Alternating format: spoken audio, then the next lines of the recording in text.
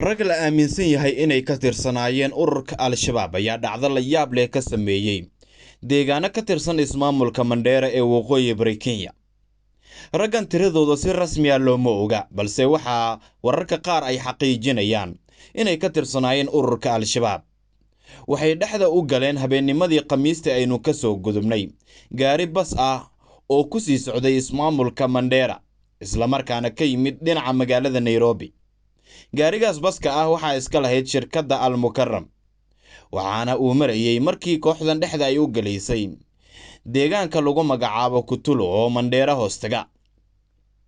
xogta la yaabka leh ee booliisku ay ka bixiyeen raggan weerarka ku qaaday baskaas ayaa waxa ay ahayd in raggan ay gaariga joojiyeen kadibna ay ku amreen dadkii saarnaa inay gebi ahaanba soo degaan.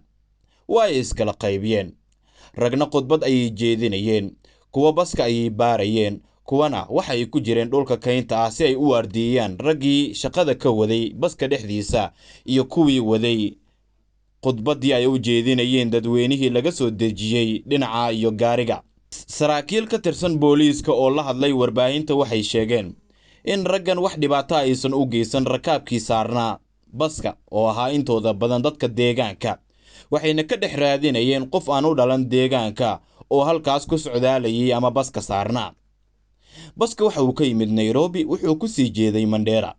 waxay sidoo kale joojiyeen taksi ka yimid Kutulo oo ku sii jeeday deegaanka Ceelwa iyo mooto ka timid Bohol 11 kuna sii jeeday tuulada Dimo, ayaa lagu yiri warbixinta ka soo baxday booliiska.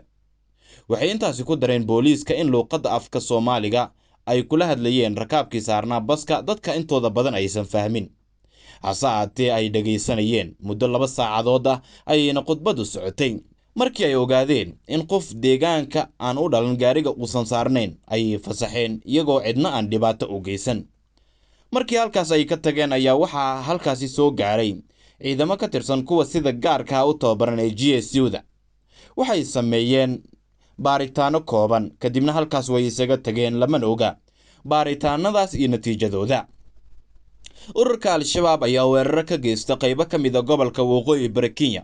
Mandera waxay ka mid tahay meelaha weerarada ay ka geystaan. horaan sidan oo kale basas ay dhexda ugu galeen oo qaarkood ka tagay Mandera iyo kuwa ka yimid Nairobi, dad aan u dhalan deegaanka oo ka soo jeeda deegaanada kale ee dalka Kenya ay ku toogteen.